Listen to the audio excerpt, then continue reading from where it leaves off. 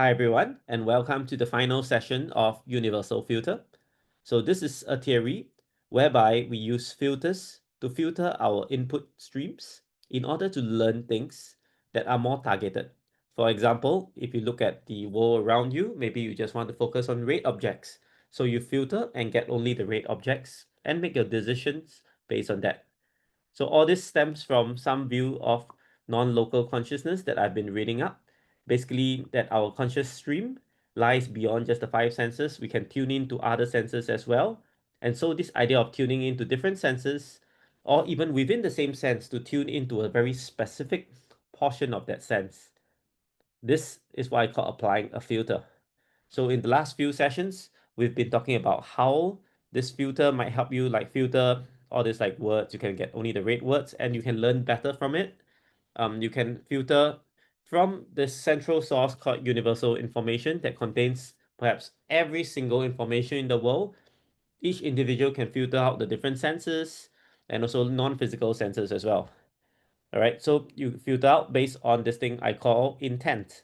So a lot of how we learn is based on intent, consciously or subconsciously. There is some intent going on to give you some focus on the signals you receive, because otherwise there's just so much information that you receive. So with this intent, you can also use things like time, all right? Because like you can say, hey, I want to find out things in the past. So all this would go into the domain of memory. Okay, so memory, there's two different kinds of memory, I feel. One is the individual memory, and one is a group memory. So you can query either the group memory or the individual memory. So basically, this is where we left off. And so how do we learn these filters? Okay, this is basically the last slide for last week. So how do we learn these filters? So in order to, if you want to make sense of the world around you, first, you need to know like what are the kind of things that you can query. Okay, what are the kind of things that you can give as intent for your filters. So one way of doing this is to use experience to give you some idea of what to query. Okay, and also experience will then be translated into memory, all right, of what happened in the past. So like in the past, maybe you learn the color red, then you can next how to filter by red. Okay, because before that, if you don't know the idea of the color red, it's very hard to say that, hey, my filter, I only want to filter by red color, all right, because you don't know what's the meaning of red. All right, that's why a lot of times, just by learning how to name something, you gain knowledge about something, because it's much more easier to query something if you know the name rather than saying, oh, this color there's a little bit brighter or higher wavelength than this other color. That's very complicated. If you say, oh, this is red, clear, all right, then you can use this to do compositional learning. You can say, oh, I want to query a red car, then that is much more easier to learn stuff because you can have an idea of a concept. So really learning is all about like learning concepts and mixing the concepts together, applying them to an intention to filter your input stream. All right, so of course you cannot just filter anything, right? Because you don't know everything in the world, right? If you don't know what to look out for, like for example, um, there's this or there's this optical illusion, like people in black shirts, people in white shirts passing a ball, and then a black gorilla moves from one side to the other side. Yeah, if you have no idea what this gorilla is, or like what's the meaning of the color black, like you would just focus on the white color stuff, on the bright stuff, and then you miss out totally that gorilla. So only when you say, hey, I want to filter out things that are black in color. I want to focus on things that are black, then you see the gorilla, but you will miss the counting of the ball. All right, so this is the experiment. I think you can just go and Google it. It's like the gorilla experiment or something. I'll put the link in the video later. Yeah. So there's a lot of things that we can only learn when we focus on it, and we can only focus on things that we know already. All right, like you can say, I want to focus on moving objects because you know the concept of the word moving. Okay, and just to emphasize, it may not be just words. Okay, words are just one way of filtering. It can be anything in the five senses and beyond. All right, so you can filter by images, you can filter by sound, you can filter by taste, if you can have that kind of sensation as your filter, to just focus on sweet sensations and stuff, yeah, you can perfectly filter by taste. You can get different degrees of sweetness just by focusing on it. Okay. Same thing for smell, right? And touch as well. You can be more sensitive to certain touch if you focus on, hey, I want to focus on the sensations from my fingers on my right hand, then you will pay more attention to it and get more signals from it, right? More kind of granularity. So there's a lot of things that you can learn very well once you filter things, okay? Because if you just learn from all the information in the world, you will get confused. There's just too much information. And honestly, you don't have to learn every single thing, okay, in order to get something. You should learn only from a subset of it to derive meaning from that subset. So I would like to emphasize here, meaning is derived via filtering. Yeah, because only when you filter something and then you see it, like for example, filter by red objects, then the meaning is the interactions between the red objects, or the meaning is like the meaning will be based on how you filter. Like before you filter anything, before you even process anything with your senses, information is out there. Maybe it's in zeros and ones, maybe it's in vector embeddings, maybe it's in like whatever form it is. It has no personal meaning to you until you apply some form of filter to yourself to observe the information, then you get some meaning from how you filter it. So experience and memory is very, very important in order to get the filter. Okay, Richard, you asked, is there an unknown filter where things which are not recognized? Yeah, definitely. Yeah, you can filter by things that you don't know, but that will be a very generic filter. So you might get a lot of things back. Yeah, I think what I was trying to say is to filter for surprise, Mm, yeah, if that I makes any. believe you can filter by emotions as well. In fact, Well, emotions or is just unfamiliarity, right? So you go that habit of looking at a street scene or something, and you find the one person who's not doesn't belong in the scene, right? So on a on a busy city street, it's the one person who thinks it's, I don't know, Mardi Gras or something. They're dancing home or something after a big night out. Everyone else is trudging into an office, right? So there's this. What's the exception to this rule? Which people, I mean, that's the thing people are very good at, and as a rule, AI isn't. But in terms of that's what I mean, that filter for the unknown, that filter for the unexpected. Yeah, definitely. Yeah. So Yeah. I believe there's ways to filter by sensations, by feelings. In fact, emotions are quite a big thing of how you can filter as well, because memory is stored with a high emotional element to it, like sad, surprise, um, stress, anger, happiness. Yeah, all these are ways to access the database of memories to get back relevant information. And in fact, we focus a lot on highly pleasant or highly unpleasant memories when we do Mm. our decision making. Boring memories tend to be forgotten the most easily. Yeah, but the highly charged, they call it valence, emotional valence. Highly charged memories tend to be focused on and given priority. In fact, in one of the later kind of sessions, I will talk about how emotions and memory are stored. Yeah, I mean, I I have I some was gonna very. I was gonna ask if there's a thing here for a if we're gonna touch on perhaps maybe that other talk is about um like a belief system for an AI in order that you can give it a high or low valence, right? If that Yeah, makes sense. definitely. Yeah. In fact, how we derive emotions, it might be based on a belief system by yourself, or it might be based on a belief system external to you. So I believe in the consciousness theory kind of thing, where emotions are ways to like kind of give you feedback on your intent, whether it's good or not. You get the corresponding emotion, and I mean, my idea is that the emotion is external to the individual, because people can do the same thing and get the same kind of emotions, but they can interpret the emotion differently, but their sensations should be the same. This is my theory. Of course, you can also say every single one builds your own emotion representation based on learning by the world. That one is the Lisa Feldman Barrett theory, how emotions are made. Basically, we construct our own emotions by experience. Yeah, that's one way of viewing it. I kind of think that emotions might be external. I mean, like we might be already born with certain ways of generating some emotions.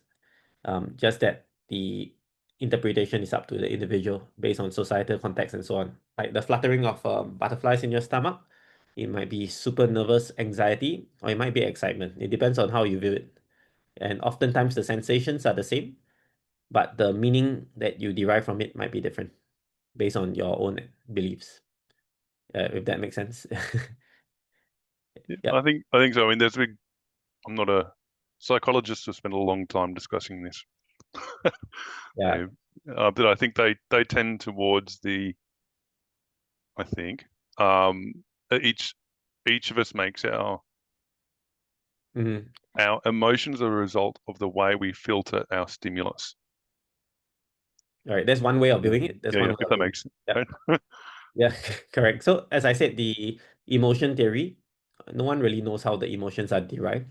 Yeah. So the main thing is that emotions are relevant for memory. How they are made is still subject to, contention, but it doesn't really matter for the theory as long as for AI, you have a way to give emotions for certain events, be it based on an individual belief system or based on a group belief system that is like even before the individual is born, they already have this kind of rule set. Like maybe if you're talking about a virtual simulation, the virtual simulation might give the emotion based on certain rule sets. So it depends on how you model it. I'm more for the virtual reality kind of virtual simulation kind of view that emotions are already kind of a predefined reward or like a kind of reward or like how to call it? I wouldn't call it punishment, but basically reward and pain kind of system that already has been predefined for every individual. Yeah, so I'm more of that right now. So, okay, we can talk more about this another session. But yes, I acknowledge emotions are important for filtering as well. You can definitely filter by emotions, yeah, and by surprise and unfamiliarity and so on. Yeah. So, okay, let's move on. So this is the main thing for today. So how do we learn these filters and how do we continually learn like in a changing environment?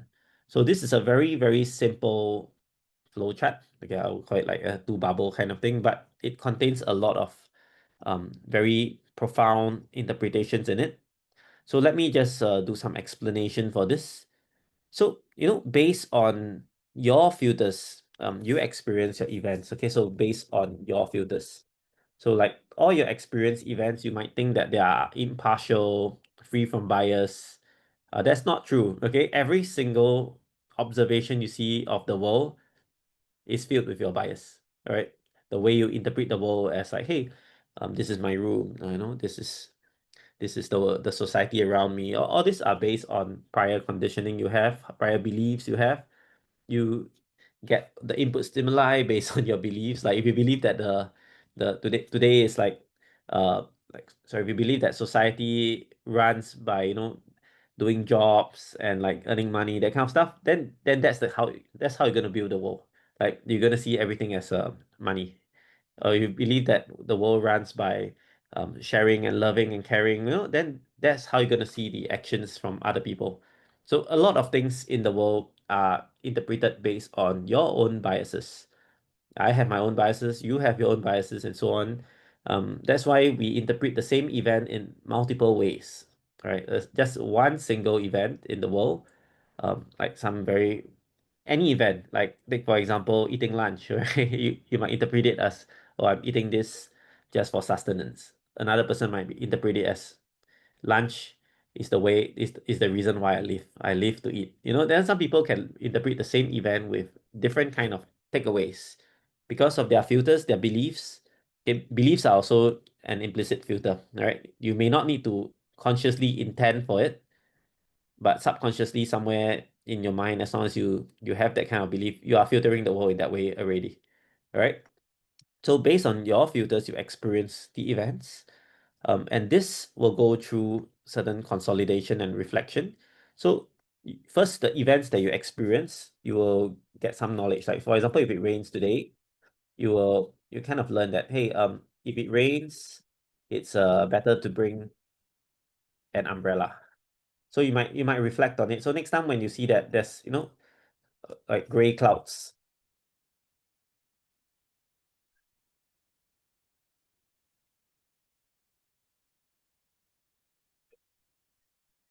umbrella prevents getting wet.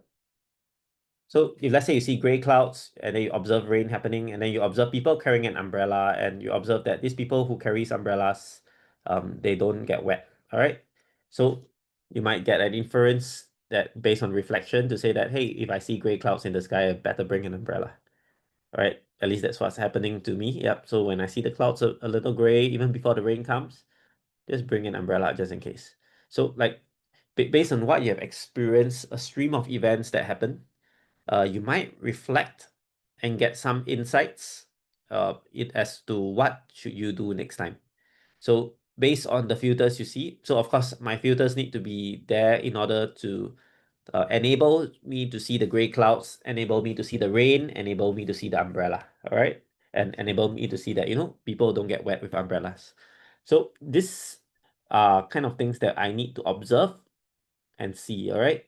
If I don't see the rain, or if I don't see the umbrella, then this part of the inference will be moot, all right? I won't be able to infer that, if there are gray clouds, I should bring an umbrella. I need to see every single one of this in order to make my reflection. Okay, so it's very important what you choose to see, because if you omit something, you might get a different interpretation. So let me give you an example.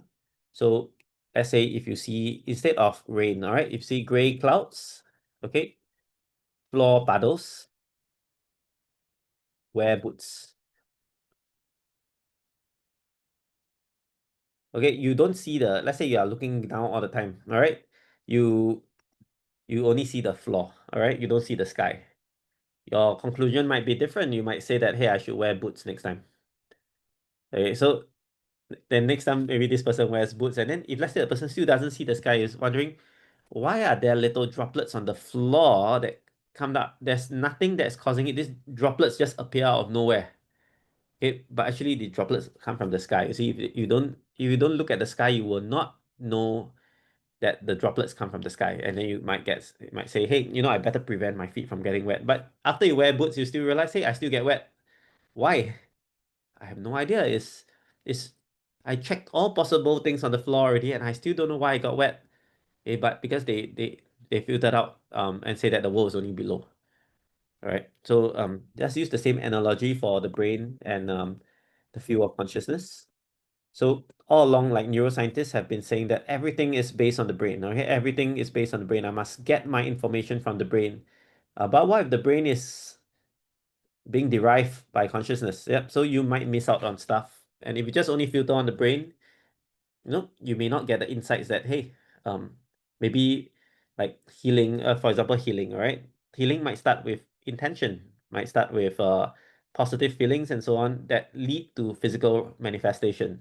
So if you just focus on just the brain and body, you might just say, oh, I need to take chemicals in order to solve stuff. But actually, a lot of diseases can be solved just by having a positive attitude. Yeah. So this is one example. Okay, this is not just fluff, all right? There's some evidence backing it, like people who are stressed tend to fall sick more easily. So there are some things that, you can only find a link and a causal link if your filters enable you to see it. Okay, so it's very important. These filters here, if you are closed off to a lot of things based on your intention, based on your subconscious beliefs, you will not learn properly. All right, so this is something that is very hard to implement in an AI system, because whenever you do the reflection thing, like if you take some AI papers such as reflection, where you just ask the AI to, just on the reflect on the experience, like the state, action, transition, and so on. You are just asking the AI to use reflection without, doing any kind of structure in the reflection, or without, constraining the input stream to make better reflections. Like if you are talking about RPG Explorer, like text-based RPG, maybe you want to constrain only on items involving a pen, maybe. Yeah, because maybe a pen is important. Yeah. So like it's difficult to get the right reflection. I think people have tried over the last few years to get AI to reflect and self-improve. The performance has been mixed. Yeah. In fact, you can only reflect as much as the AI can understand what to reflect on. Yeah, so a lot of this is because we haven't targeted the main thing. The main thing is reflection is ultimately based on your filters. Yeah, so you need to know how to filter it right. And this is a tough problem. Yeah, I don't have the answer to this, but definitely the filters are important in order to do some consolidation of your reflection. Okay, that's one part. Okay, before I open up to the floor to discuss this, let me talk about the other part. So we also have the main events itself. Even without any reflection, the events itself can just go straight to knowledge and memory. Like you can just basically store it as episodic memory. Like you store whatever you have seen, like gray clouds, rains, umbrella gaps, where you can store it as a stream of experiences and put them into memory. So of course, the reflections can also go into the memory, right? And this memory itself could be like, this memory could be like lots of text chunks that are like um episodic streams or like reflections, or it could also be semantic web, like basically like you store a knowledge graph of connections between entities, and then you can update this knowledge graph. Yeah, so there are many ways to store this memory, and all ways are a kind of representation. To me, it doesn't really matter how you store this knowledge, as long as when you need to retrieve it, you can retrieve it. Yeah, so store whatever is needed based on the particular use case that you need. For this knowledge, I believe that it can come in many forms. In fact, it can be a hybrid. Okay, if um, it can be a knowledge graph, it can be text chunks, it can be videos, images, and so on. So all this knowledge and memory are all based on your filters. Again, if you just only focus on rate objects, you're going to store only rate objects in your memory. Okay, because you kind of miss out the details of the rest. Okay, so all these are really based on your filters. So every single knowledge that you have here are all kind of individual bias kind of knowledge and memory. Is it bad to be biased?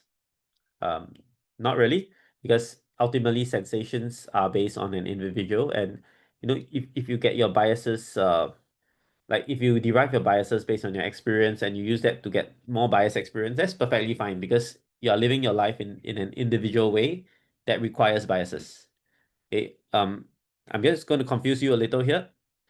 I believe there exists memory that is unbiased. Okay, so unbiased memory based on some external collection device to store. So if we can have some way of getting an unbiased stream of inputs, and you can store this in your knowledge base and you can use this to query, you can get even better learning because like you can get things that you might have missed out. Yep. So this one right now in humans is a bit hard to prove. Okay, unless you believe in stuff like the Akashic records where you can have every interaction in your life stored in some universal database. I believe that this is true. Okay, but we just don't have conscious access to it. At least most people don't have conscious access to it. But if you have this here, you are able to learn beyond your biases because you can query what other people did, what you experience without any filter. Like you can query differently. Like if let's say you are focusing only on red objects, this memory might store the green objects as well. You can also query green objects. So yeah, this one basically is a separate memory store from this memory store here. So let me just erase this because what I'm describing is just the biased way of data collection over here. And just one last part before I open up to the floor for any discussion. Based on this knowledge and memory we get, we can then update our filters to get better experiences.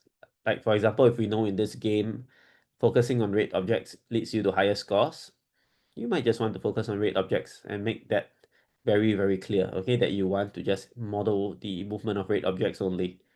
Okay, or later you realize, hey, actually green objects are needed. Then you can focus on red and green.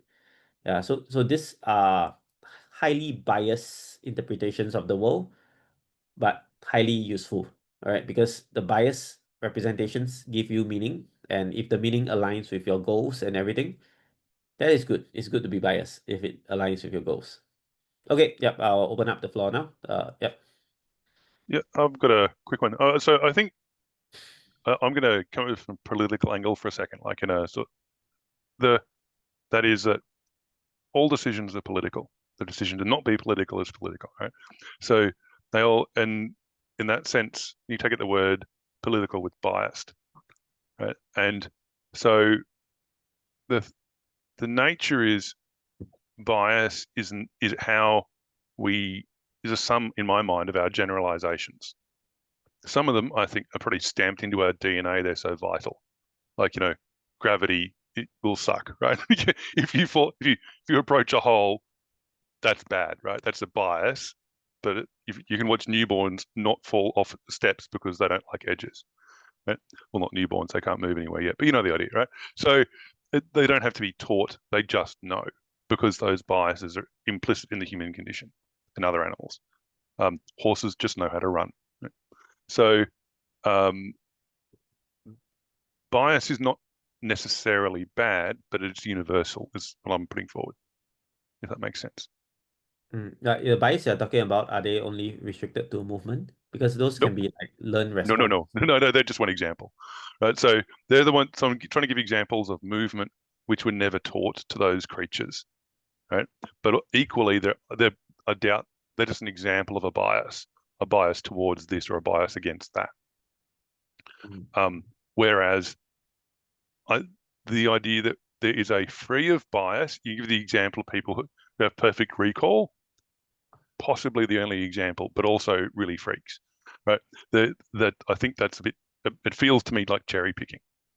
So I think that the actual, no, when I say freak, I mean really odd, like not unpleasant, just weird.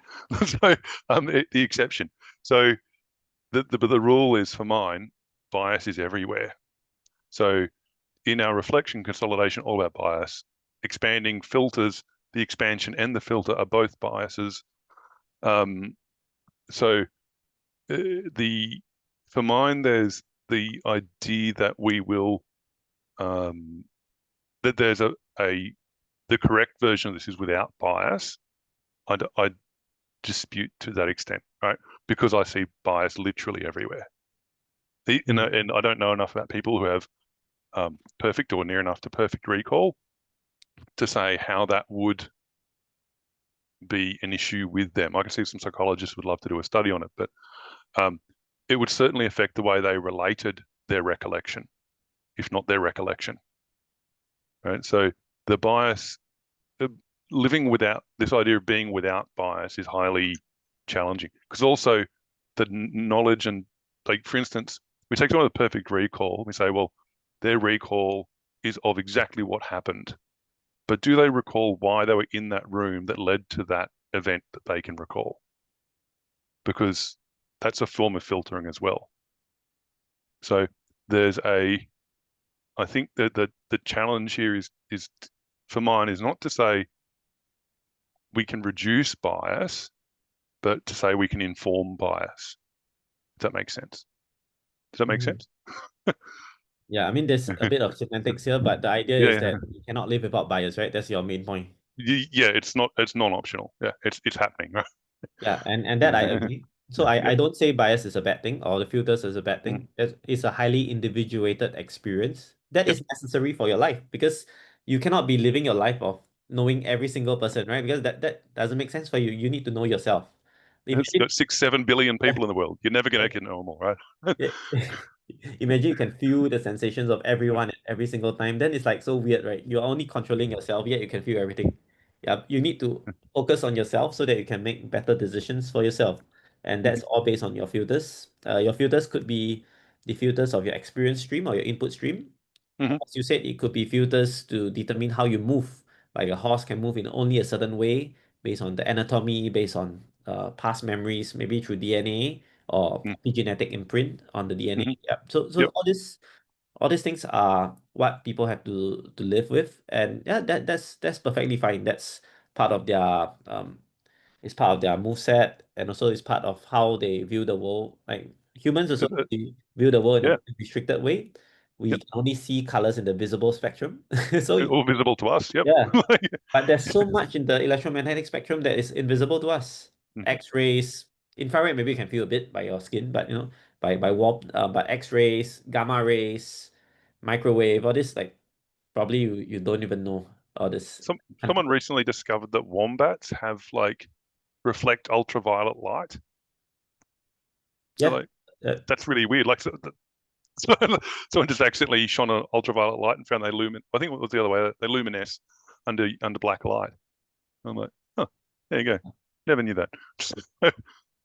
So yes, But perfectly yeah. agree. Individual bias or in this case filters, Mm, whether it's a unconscious intent, which is mm, like basically like you are imbued with some beliefs, or a conscious filtering, all these are important for an individual survival because you extract things that is related to your goal. So maybe I put here like these filters are based on goal-derived filters. Like so mm, if your goal is to see the red words, then your filter should be filter the red words. That kind of things. Yeah. Your goal is to hear your name in a cocktail party. You should just filter based on names. Okay. Although this cocktail party effect, you don't need to consciously filter, you will hear your name come out because that's an inbuilt mechanism that we have. But let's say I want to filter people talking about large language models. I think it will zoom into those conversations that have LLMs in it, for example. Yeah. So mhm. yeah, but all these are important because you don't want to focus on everything at one time. You have limited processing ability. You focus only on things that matter to you. And Yeah. I mean, I think there are exceptions, but they are of interest because they're exceptional. So mm, the cocktail party test, there was a public hiring call for Australian spy agencies, and the first thing to do was basically put you in a cocktail party, get you to view a cocktail party scenario in video, and then ask you questions about what literally everyone was saying. And if you're not one of those people who finds it easy to listen to all the things all the time, you will fail, which was the intent. yeah, I mean that's So for hiring for people to spy or eavesdrop, right? So that's yeah, a different kind of hiring. But most people you only focus on things that matter to you. yeah, exactly, right. Of course, But they get if all the conversations matter to you, then basically you have no filter. Yeah, that's difficult to process, but people can be trained to do it. Yeah. Derek, you want to say something?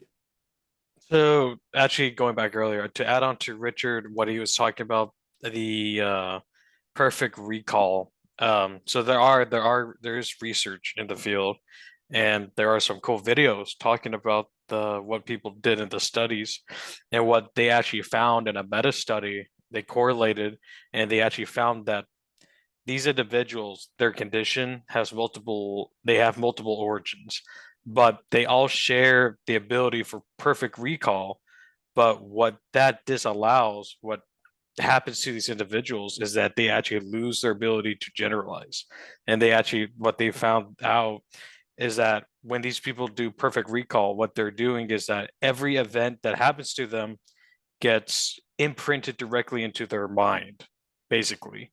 So they're basically recording data. They're literally closer to computers than the average human because they're actually taking in perfect data and storing it perfectly, which obviously their genetics, most of the time is genetics, allows for that in their neuronal plasticity.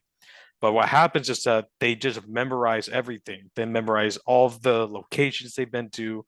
They memorize all the correct answers for any tests they take. So they look like they have an IQ of 240. But if you give them something that they've never ran into before, and they have to infer the possible correct answer, and it's an abstract answer, they fail miserably because they've lost their ability to generalize. They've become perfect recall machines, but they actually have a worse ability. So basically, it's crystallized intelligence. Oh, They just have I'm curious. Do they do any other studies? Do they do any work on to mention neuroplasticity and so on developing those abilities? Or they no, just no, no. never got around to it, or they can't do it fundamentally? What I'm oh, you're talking about like how the mechanism works. So in the testing they did, the data they collected, they found that the participants, they had the control group, obviously, and that they also had the special group, which was the individuals that had the perfect recall and everything. Um, and they would just give them certain tests that would require inference and reasoning, if that makes Yep, sense. So yep, certain things that require generalization, and you couldn't just do like a memory test, yep. if that Yeah, it would be biased towards them clearly. That's but clearly. in terms of like, I suppose that's the thing is, I mean, if everyone else, we don't have perfect recall, right? So we must be able to infer. So we get relatively good at. We get lots of practice, certainly, right? Um, and then neuroplasticity suggests that as we practice it, we get better at it. And so if you've got this group of people who are selected as perfect recall, maybe they just never got much practice at inference just because it's not necessary in most of their lives. Yeah, that's true. But my point was trying to make is that Sure. there is a relationship between memory and reasoning. So generalization, reasoning, abstraction, and memorization, right? Because I did discuss this on an earlier episode when we were doing this slideshow. I brought up the point that there's a threshold between memorization and generalization, right? So you can have two types of, what did I call it? It was like two types of intelligence that I called it. So you had the memorization and then you had the generalization. So you could just memorize how to use a calculator over and over again, and it takes up a lot less space. And you're kind of like your internal knowledge graph. It's a very basic 2-point trajectory, if this, trigger this. But generalization requires a lot more connections, right? Because you have to be able to traverse your internal graph, traverse different reflections, different events, different reasoning patterns, and it requires a lot more traversal trajectory. The reasoning algorithm is much more complex, but it's a much more general reasoning algorithm. So it allows you to explore a lot more possibilities as opposed to a much simpler memorization strategy. So my question is the reflection part, and I know we said that reflection is difficult because we don't know what it looks like, but my inquiry is, would, in your mind, John, in your vision, general vision, would this reflection, would it be a structured reflection? Would the whatever entity we're building, organic or machine, computer like, is the reflection a structured pipeline where it can take in any input, go through a structured reflection pipeline, and get your output? Because to me, reflection requires the scientific method. It requires hypotheses. Reflection requires you to reason, look at the situation, take in the input data, do a reasoning inference on the data set, then test the hypotheses with future, I guess you could say, either future events or future tests. So you have to test the reasoning, see it fail, and then discard the reasoning so it doesn't get consolidated into your internal cognitive map. So my question is, would this reasoning process need to be structured in a certain way, or would the entity have to learn the reflection, whether it be an agent or whatever? Would it have to learn how to reflect along all the other things it learns, right? Like the intent-based filters and all the other filters it has to learn. The filters have to be learned from the environment and via its what goals it has. So would the reflection need to be learned as well as another skill set? Or would the reflection need to be structured in a certain way? I'm not asking for an exact answer, but like in your general vision for what it might look like in the future. Oh, that's a great question, actually. So I've been playing around with reflection-based methods in Asian Joe as well. So actually I did this Squid game. So like, Squid game, there's this red light, green light. So I wanted to create an agent that based on the observation, basically whether it survives or not. Like other people, yeah. So see whether it can stop at the red light. And it turns out that if I just ask it to reflect, sometimes it might say that, oh, this game I should move when there's green, and then I should stop everything else. So it'll stop at red, stop at light, stop at light. Okay, so the game is a little different from the TV show. Like it's not a song or what. It's basically phase 1 red, phase 2 light, phase 3 green, phase 4 light. And it needs to know like when to move, and it can only survive if it moves at everything that is because only red will get eliminated. It needs to move at all these three. If not, it will get eliminated at the end because like there's not enough time, right? So eventually, if I ask it to just reflect on its own, it will only move like on green only. It won't move at light. So it turns out that just based on this reflection alone is not enough to survive. So like that's a naive reflection. Okay, over here is an optimization thing. In life may not be that cruel. Like so over here we just reflect just by naive reflection on the observation.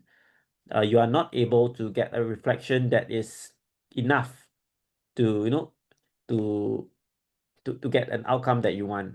So here, in order to reflect better, you need to have some form of more structured reflection. I believe in structured reflection. Let me just erase everything.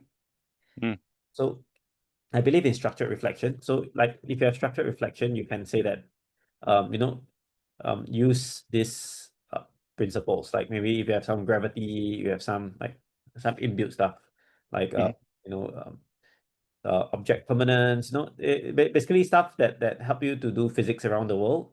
All right, maybe for this physics, and then like you can then get some observations from yourself, observations about others, because actually learning from others is a very good source of learning. I mean, it helps to learn faster.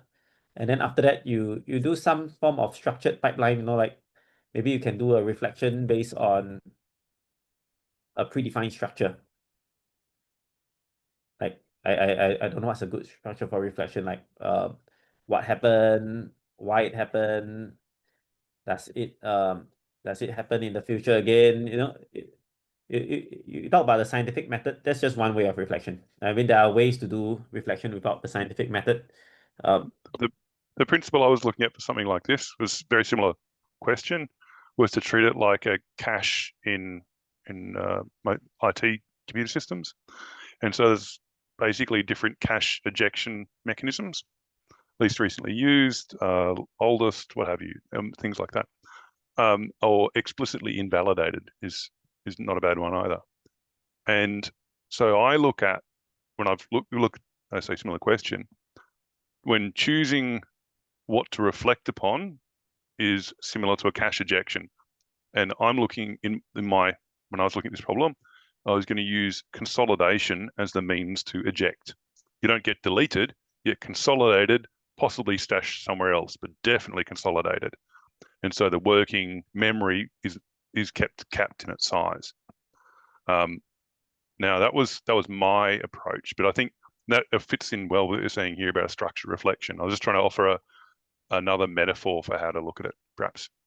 Yeah, I believe that the reflection needs to be structured, and it might very well be in our minds how we reflect is also based on a certain structure, because we won't get insights from nothing. Like the way we get insights and learnings from the world, there's some process going on, and the process must be quite standard, because I mean, if you talk about like learning from a curriculum, most people learn the same outcome, or hopefully learn the same outcome.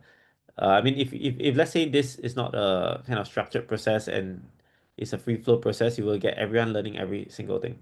Yeah. So okay, maybe that's the case. Okay, this I'm not sure. Okay, so but I do know if you ask an LM for reflection, if you don't give it a structure, it might just go to some pre-established biases it has in its training data, and it might reflect wrongly. So it's very dangerous to have free flow reflection. You need to constrain it in some sense, like reflect based on the idea of gravity or something, or like you cannot pass through doors, because like sometimes, let's say for a chess game, sometimes the LM might hallucinate that there's an extra queen, and then you can use the queen to checkmate. That happens sometimes for ChatGPT. So you must like make it reflect in the sense that you cannot generate new pieces. For example, if you are using reflection to solve a chess game, which I don't support, by the way, you should use a tree search. Simulations are very important, rather than just reflecting. Yeah, but let's say if you are using reflection to solve some game like chess or something that requires logic, and basically you need to preserve the logic. You cannot just hallucinate new things. You might put that in the prompt to just say that you must use exactly only the board structure, or you must use exactly only the observations given and do not imagine your own. That could be a very important prompt for the reflection. And then base on your reflection only on the future moves possible. These are the future moves possible, and you list all the moves out. So when you do reflection like this, you try to constrain the output in a certain way based on your context. You can kind of eliminate reflections that are a bit more spurious. Like, for example, someone can reflect that I'm going to make the board disappear. That's not a good reflection, because that's not possible with the game rules, right? So there definitely needs to be some constraints when you do reflection. And over here, the main thing that I highlight is physical constraints. And these physical constraints are what is missing in LMs, because obviously the LMs don't have an idea of the physical world.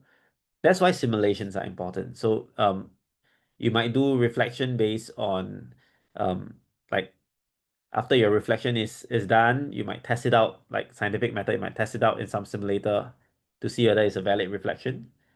That's possible. Yeah. So I would say that it needs to be structured, but more importantly, it needs to be constrained. All right. Structure may not be the main thing, it's the constraints that are important, because only when you interpret the data of observation in a meaningful, constrained manner will you get meaningful reflections. Yeah, so that's my takeaway. So just same for the Squid Game, the red light, green light. If you don't tell the AI agent that, hey, you can observe other people. Hey, like basically if it's not able to reflect widely, it won't learn. It will just be stuck in its own paradigm of stuff. Yeah, so very, very important. A lot of times reflection can just end up in loops in AI agents. And that's because we don't really ask the reflection to be structured. We ask it to just reflect based on its pre-training data. And sometimes if software agents, it might just reflect, hey, the Pydantic package needs to be updated or something. Or the Pydantic package is already updated because in its knowledge, maybe it's version 1, but right now it's version 2. So you won't get the right outcome because unless you give it web search, it won't know that the updated package is V2. It keeps using V1. That's why the code is failing. It won't know. It will think V1 is the most updated. I'm using it correctly. The problem lies somewhere else. That's why you have cases like Claude Agent making 1,000 lines of code but end up not working. If you give it pre-training data that is not the updated one, it will just lead to this own self-affirming reflections, which are completely wrong. Yeah. So Gotcha. I think it goes back to the question of grounding for mine. yes, constraints, context, very important for reflection. If not, you will end up with the wrong reflection. So the issue with agents really is that it isn't that they have issues with learning how to learn. They can learn. They have so much data they can learn from. The issue is that they don't learn how to build upon their own reasoning traces, really, or their own reasoning steps. So obviously when we are problem solving an issue, or we're trying to fix a bug, or maybe we're trying to fix our car, whatever, we interact with the object and we receive feedback, right? I look at the engine and I see the filter is in place, the filter isn't bolstered. So I add that to my own constraints. I constrain my own reasoning steps and therefore my own reasoning possibilities. It's basically like tree search pruning, right? You're pruning the possible future steps. So I know that when I run into a new piece of data or I see a certain input, I know that, oh, these lines of possibilities are no longer possible. I can prune them, right? And I think the issue with agents, and I think what Richard was getting at with the reliability, is that the agents, when we implement them into a feedback loop, the LLM isn't trained on how to control its own reasoning, how to constrain its own reasoning to get a final most probable output or most likely output. They don't have like that ability to build and constrain, build upon their own constraints and constrain their own reasoning, build upon that reasoning tracing, reasoning trajectory. The agent just runs on the same loop over and over again. It just does the next most likely token and you don't give it any constraints. And the other issue is that when you do constrain it, it has to be manual. Whoever's designing the pipeline or whoever's designing the agent has to manually write that out. They have to write out the pipeline, the constraints. Hey, don't do this, don't do this. This is everything you have in your inventory. This is everything you can do. These are all possible actions. And I think the reason why coding as actions is so successful is that the LLM just has to learn the entirety of the programming language and its syntax. The constraints are already imbued in the grammar of the programming language. So all the LLM has to do is choose the next most likely token, which is going to allow it to automatically stumble into the right answer, if that makes sense. The And also programming, you must have some compiler to test the output so that you can yes, correct itself. Yeah. Of course, but again, like I said, that feedback is very basic. The feedback is almost mathematical, right? The feedback tells you what's wrong, so all the LLM has to do is predict what the right answer is, and that right answer is always going to be logical because the programming language itself is a logical syntax grammar language. So it's always going to predict the next most likely answer that's most likely correct. In the real world, that's just not possible. The real world has so much variables to it that you can't go based on a basic syntax or a basic language. You have to do very general abstract reasoning, which requires you to take a top-down approach.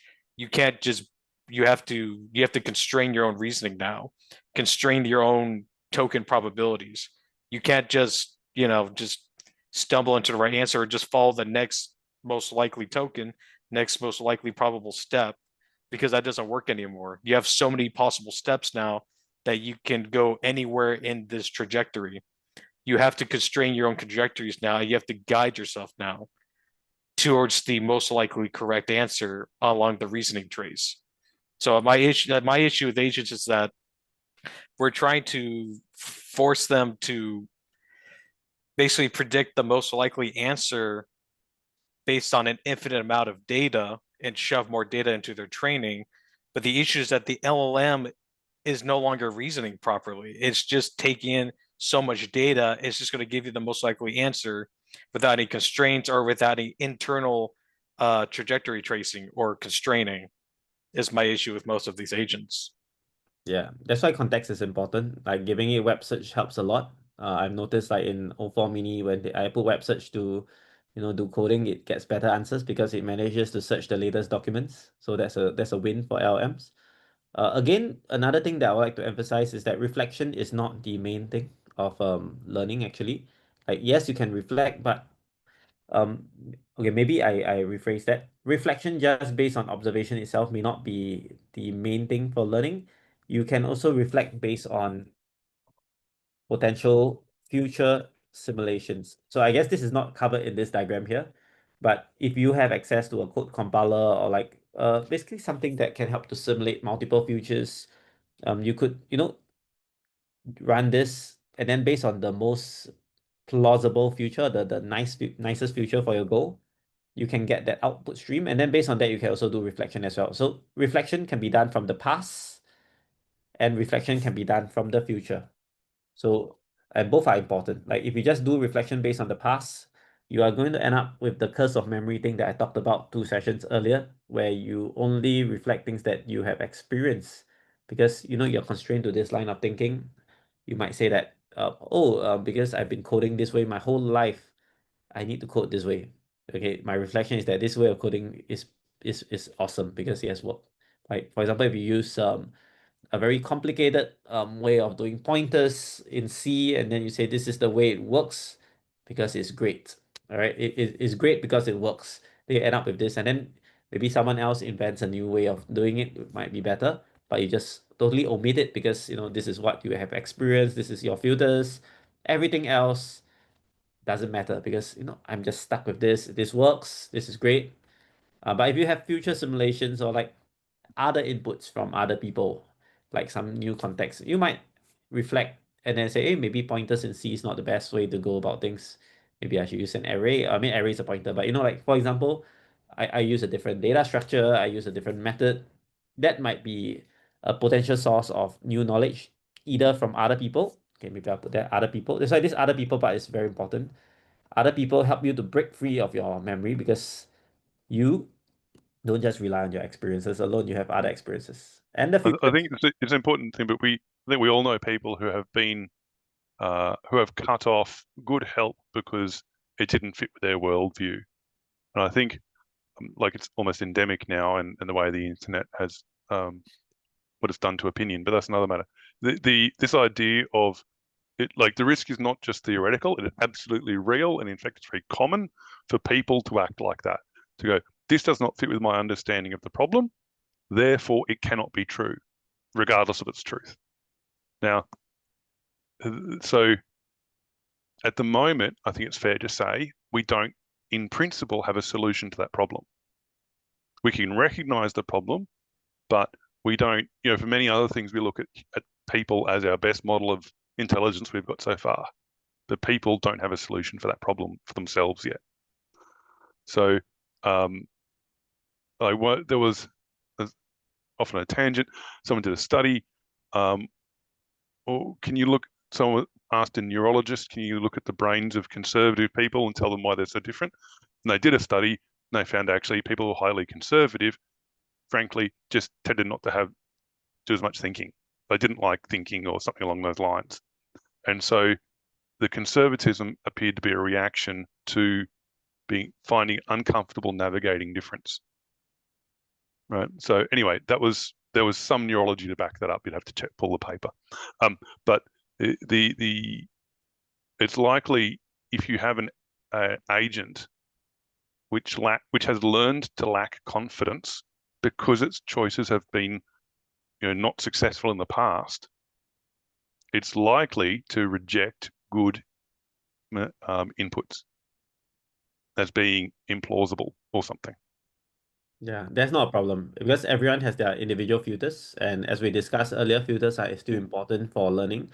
What will likely happen is that agent will end up not getting the best solution, but that's fine because maybe another agent with a different set of filters might get it. And then, they might share knowledge and everyone gets it. So Indeed. Yeah. that's the beauty of multi-agent systems. And a single agent won't be able to solve everything. Multi-agents can. And you see, these observations about others is that if some other agent has solved it, maybe it might be incorporated in the knowledge base of that agent itself if the agent chooses to take it up. Yeah, so definitely knowledge is a great thing. We can spend hours talking about knowledge, and knowledge ultimately depends on your filters. Your filters determine whether you take the stuff from your past, take stuff from the future, take stuff about others, because you can only get in knowledge that you are receptive to take in. Okay, so let's talk about just now there was one comment about memorization versus generalization by Derek, I think. So this is the thing I want to emphasize. If we do not have this kind of filters to filter our input stream, you might end up knowing too much, and you will end up with this state of memorization where you know everything, but you cannot derive any meaningful things from it, or you derive only very little meaning because it's just too much, not personal enough. Whereas if you can filter to a certain context, like maybe you want the movement of red cars, yes, you can maybe figure out the movement of red cars, and then maybe the next time if you have if the next time your next input stimuli is movement of green cars, you might be able to take memory of what happened for red cars and do some inference or do some generalization. So if you filter for a specific event and next time you have something similar in semantic space, you might be able to use your insights or learnings from what you have gained in one side to inform the other side. Okay, compared to if you memorize movement of everything, movement of cars, people, objects, you might learn little because everyone moves differently. Whereas if you just take a look at red cars, you know how to do acceleration of cars, braking, because you are a specialist in cars now. And you can get more meaning by being a specialist because cars at least follow a certain kind of trajectory that is quite similar to each other compared to pedestrians, compared to objects. If you lump it all together and you try to get some meaning from it, some inference or reflection from it, you will get very little if you look at the very big picture. But if you look at a very small zoom in on certain things, you get more insights from it, which can then be generalized across objects or across similar situations. And that's why filters are so important. Okay, you might say that it's a mistake to filter. Okay, but I think based on our discussion, we have come to the conclusion that it's not a mistake. In fact, filters are good. Biases are good. Without biases, there's no learning. Without filters, there's no learning. And you might learn the wrong thing, sure. But you can solve it by having more people learning. Okay, then at least if one person learns wrongly, maybe someone else might correct. Okay, so this memorization versus generalization is a key thing to support the use of filters. Okay, we need filters. Yeah, you all agree with this? Okay, yep. So I'm going to move on. So let's talk about an example about how we gain knowledge in text-based RPGs. So Richard has done something for this in the previous project we did in TaskGen or Agent Joe. Yep. So this text-based RPG is just an example of how we can learn knowledge based on text. So for example, if the system, okay, the system is like the RPG game tells you, hey, yeah, the main hall, there's a locked door. Maybe you can explore the area. So there's some hint, right, that you can explore. So okay, based on this, you know that, okay, I know I can give the action explore. I have the action explore. And I know that there are a few objects here, locked door, main hall. So I can add all this to my knowledge base. So maybe my knowledge base contains of action, explore, and an object will be like locked door. And then you have a knowledge base for location again. So based on this, you have a goal, all right? Maybe the goal is to escape the area. So based on the goal, okay, and based on your knowledge base, so goal is important, okay? I did not put this here, but goal is maybe to escape the area. So what we can do is, you can then, based on some reasoning, there is a door, but I have no way to unlock it. I should explore. Okay. So because you only have one action, explore, your filter will then be, explore main hall. So over here, the filter is not just the input stream. The filter can also apply to actions. Okay, but of course you can also, if the game is about modifying the input stream, then you could say I want to focus on red cars, I want to focus on green cars. The same concept applies. Here I'm using actions because it's more relatable. We are all action-based people. Yep. So explore the main hall. That's the action. And then you pick up a treasure chest. So immediately, you can add in your knowledge base, you can add in treasure chests. And should you open it, so you can have the new action called open. So again, based on my goal is to leave the area. And then you could just, then the reasoning is there is a chest. I can open it and check what it contains. Because it can help to escape with the area. So you can say I want to open the treasure chest. Same thing, next up you find a key. So you have an object called key. Okay, and then you have a new thing called unlock, because the system say what does this unlock. So over here the system is very nice to you because it tells you like the actions. But what could happen is that you could have a lot of actions given to you and then you choose the best one. Or you could unlock different skills along the way. Like a lot of games are like that. You give you new skills along the way. So based on what you want, escape the area. So my reasoning is I should unlock the door. So this is basically how we gain knowledge. We have filters everywhere here. So the filters basically constrain action space, constrain object space, and constrain location. Because like based on the filters, okay, the filters can also be given to you by the game. Like the game can say you are in the main hall, you are in this, you are in that. Yeah. So this filters itself will determine what you observe. So in the main hall, you observe the main hall stuff. Maybe in the corridor, you observe the corridor stuff. These filters will determine your input stream. Okay. And based on what you have gained from the system, you will increase your knowledge, be it knowledge base, text chunks, image chunks, whatever works for your knowledge based on your sense. Here is a text-based RPG. So your knowledge is text-based knowledge. And over here, you can see that we have the ability to choose our next input stream by our actions here. This action here is like a proxy to a filter because you gain observation based on what you choose. All right, here's an action. But as I said, you can make this an observation game. You could say, I want to observe only red cars, I want to observe only green cars. Same concept applies. You get a new observation. From that observation, you can come up with new filters, or you come with new learnings, right? So maybe like this reasoning here, or these insights could be stored in your knowledge base as well. So you can store insights in the knowledge base as well. So whenever you want to come up with new filters, you can like do some rag or do some retrieval of your knowledge base. And I believe this knowledge base exists in the form of like memory soup. where, you know, every single kind of knowledge is represented here. And you just, you know, retrieve the right ones. How you retrieve it, I leave it to you. Most people use embedding similarity, and I think that works quite well. So just use whatever works. All right, so you store all the knowledge here, be it insights, be it semantic web, be it text chunks. You store them all in this knowledge base here, and then you retrieve it whenever you want to apply a new filter. And every time step, you have the ability to change your filter. And you can see that this filter is not just observation space. This filter can be action space.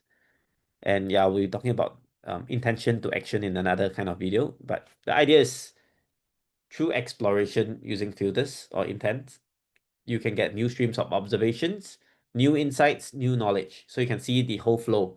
Experience gives you knowledge and memory. Okay.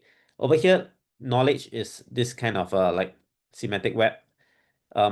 Memory, the memory is probably, what I mean by memory here is the unfiltered knowledge. So, sorry, unfiltered experience. So for example, this whole thing here, system and user, right? This system and user, this is episodic memory.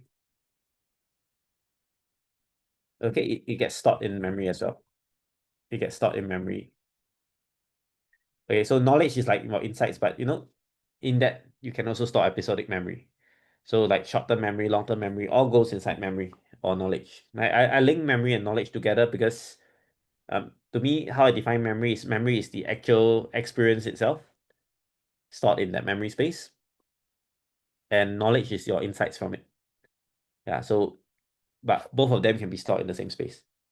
All right. Questions? Yeah. You're just kind of curious around that. So,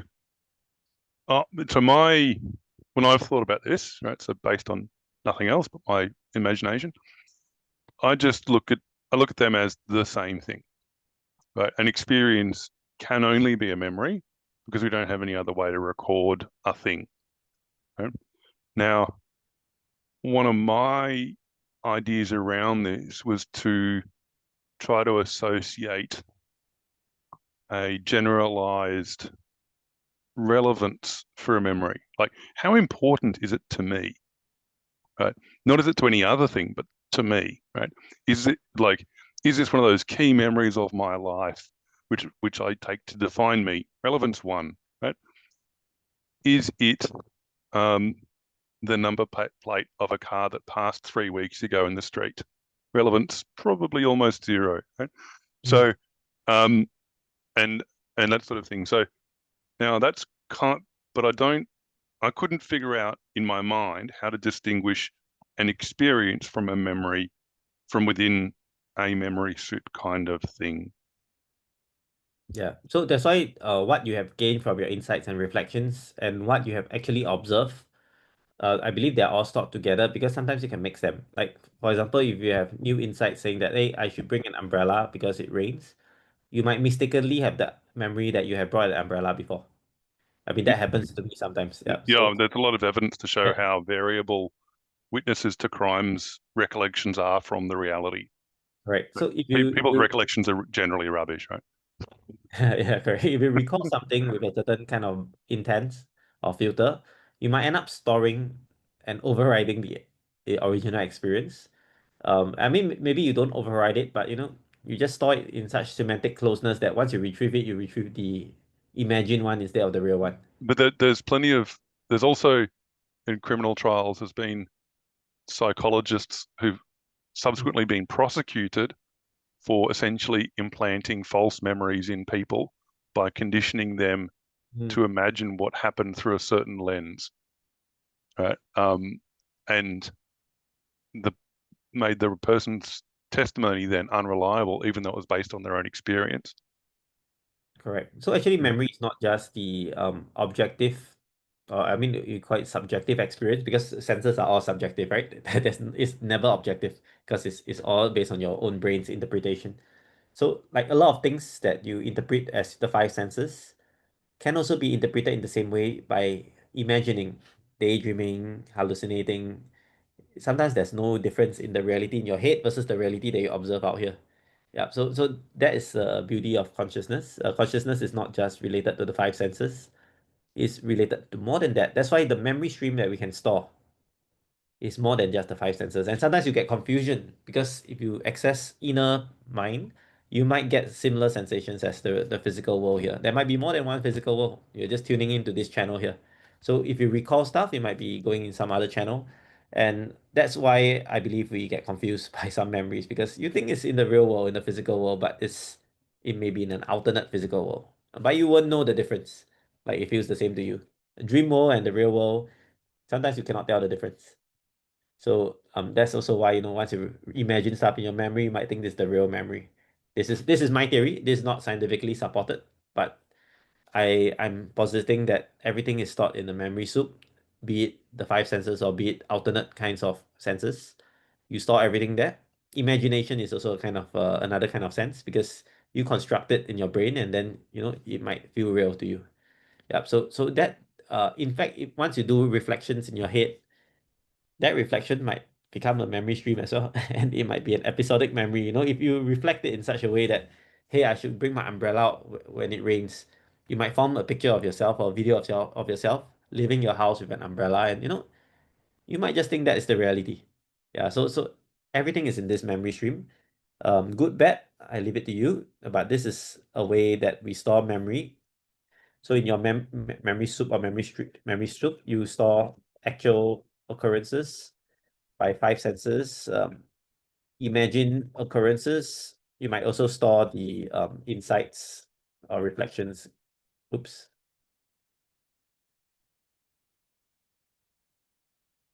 Insights or reflections game. And then to me, you might even store like anecdotal uh, recollection by others. Other people's anecdotes might become real to you. If you leave them enough in your head, you might think that you are the other person sometimes. Yeah, my understanding, there's really a lot of evidence to suggest people's memories are a fraction as accurate as they believe they are. A lot of people believe they have almost perfect recall, and when tested, that turns out almost zero. Multitasking is the same. Many people say I can multitask. Actually, I think the US Air Force did a study, found about 1% of people can actually multitask. Yeah, it's a myth. Multitask is not true. Well, no, only the truly exceptional. I want to say freakish, but whatever. Only the truly exceptional can do it. It's like perfect recall. It's more often talked about than actually seen. It's just vanishingly rare. It's actually funny you bring that up because it made me think the way we train LLMs, and people talk about this all the time, the reason they hallucinate so much is that they're trained that way. They're trained to be confident and almost arrogant because they have to answer the QA, the human question. They have to answer it very confidently, or what they'll see, you'll see in the training is that they'll be too hesitant. They won't have a lot of confidence in their tokens and what the next token should be and what the answer should be, what to predict. So they're trained to be confident in the training set so that they can always answer the question correctly and with adamancy and with concreteness, so that it's not just a blabberness of like this confidence basically. But I think Anthropic has done a lot of work to improve it. But I just think it's funny that maybe humans are quite similar in the way that we learn and the way we train with our environment and maybe with like our parental models or whatever. That maybe a certain level of confidence is required in order to be a very successful person. Maybe we have to be, I don't know, a little full of ourselves in order to be confident and not scared of our environment and explore it thoroughly and correctly. What's the saying? Fake it till you make it. Pretty much. Pretty much. Right, cool. Because So I think there's a consensus that memory is more than just what we observe. It can contain a lot more. And I call it memory and knowledge because, your insights can be memory. Other people's recollection can be your memory as well if we talk about multi-agent systems. So all these things will affect the filters. So this is a great segue to the next slide. So how do we learn these filters? Not just from ourselves. Okay, we can actually gain knowledge from a specific filter query from others. So like other people's anecdotes saying that, hey, I saw red cars, and you're like, oh, what are red cars? And they point to you, this is a red car. There you go. You already know what a red car is. Right? Or if they give you other anecdotes about how they do their homework and stuff, you can get knowledge about all this without even you doing it. In the non-physical world sense, explorers of consciousness, they frequently have intention-based addresses, like go to this particular location with this kind of doing this with this kind of emotion query, this kind of stuff. Like I'm not too sure of the details, but you can ask a psychic if you're interested. Yeah, so you are able to use a specific filter query that you get from others to go to the same kind of location. So as I said, this theory is based on the non-physical, but it has a lot of physical implications as well. So you can learn the filters from others. You can learn this is one thing. You can learn it from conversations with others because language is a social construct. Language is the way we communicate with one another, and I can pass you information using language. I'm passing information to you all right now with English. Right? How do I make sure my brain state here, whatever I'm thinking, gets conveyed to you? I use language because we don't do telepathy, right? So I mean we can, but I'm not trained in it. A lot of people are not. Yep. So language is a way to convey things in as unbiased a way as possible. Of course, language is biased. I can say the same sentence and you can interpret it in 10,000 different ways based on your experiences and beliefs and your filters you are applied. But the language itself is a way to try to transmit as unbiased as possible what I'm thinking. All right. So you can use language to convey to each other. Like, for example, get the filter from others. You use knowledge. This first one is very interesting. You can create new kinds of senses. All right, like for example, David Eagleman here, he has this sensory substitution vest where sound can be converted to vibrations on your body, and you can hear the sound using your body, using the vibrations. So, as I said, filters could be your sense organs. So if you can create a new kind of sense organ, like for example, an infrared sensor, maybe a watch that can heat up based on infrared, or X-ray sensor, a watch that can heat up based on X-rays, or you can plug in like the stock market information on the sensory vest. You can feel literally the rise and fall of the stocks on your body, which David Ingerman I think has done before, or at least the emotions of the stocks. Like you can actually like gain some kind of way to process the data and maybe intuitively do buy a stock or sell a stock based on that news kind of sense. So that's one way of doing it. And one last thing before we talk about it, you can also have novel experience. Like for example, you suddenly decide to do something else, do a new action today, or you decide or you see something different with same action. Yeah. So like you walk a path, you see a snake, new knowledge. Or you walk a different path, you see a snake, new knowledge to you. Yeah. So that is novel experience, and then you can use that to get new knowledge about the world. Hey, there's a snake. And then from there you can make new filters like, I should I should go to places without a snake or something like that. So that's you suddenly know the concept snake because you have seen that experience for yourself. So these are ways to learn new filters and very, very interesting because we continuously and constantly learn new filters throughout our lives. As we learn new knowledge, as we learn knowledge from ourselves, our experiences, and other people's experiences, we get new kinds of filters we can use to filter our world. Okay, yes, Richard, you want to say something? No, it's innocent. Wasn't me. But I no, like I think that a filter is just another kind of memory at the end of the day, and I think there's a lot. I was looking at Alpha Evolve just now, and there's a lot of this sort of cybernetic recursive style of reflection and assessment and consolidation and change, whatnot. And to Derek's point, I think this idea of testing against a future hypothesis or something like that is these are all coming together, I think, at the moment in different styles of work. But the idea of filter as knowledge actually fits neatly into that space, right? All knowledge, all memory is subject to revision in a memory kind of concept. And a filter is just another kind of memory. And you can use the filters to query your memory. And vice versa, right? And memory will form new yeah, filters. Yes, that's yeah, right. yeah. Yeah, you're getting the point of it. Yeah, so when I came up with this theory, all this came to me as insights. Like I was just thinking about it and I just wrote down what I felt. Like so it's interesting to see how this relates to the AI world. Yeah, because we are very accustomed to certain ways of doing things. Like we are very accustomed to taking everything that is without filter and just, just processing on the observation stream. Like neural networks just take the entire input and try to process it. But maybe that's not the right way to learn. Maybe we need to apply some filters first before we process things to learn better. Yeah, and I think all these are quite interesting research directions to have because once you have this kind of knowledge and filter interaction like this, you can learn so much more. Because once you acknowledge that knowledge is biased, or sorry, experiences are biased, you can work with the bias rather than just ignoring it and say that, hey, there's no bias. There is a bias. Everything is biased. Everything is based on filters. Work with it. So this entire filter theory acknowledges that there's bias, there are filters, and it's great. It's important. It's not that filters are bad. They are very, very important for learning. And yeah, once we can model this in learning, we will learn so much more. I just go as far as say they're unavoidable. Right? Yes, So, yes. right, that's not. It's not just an aspect. It's the main game.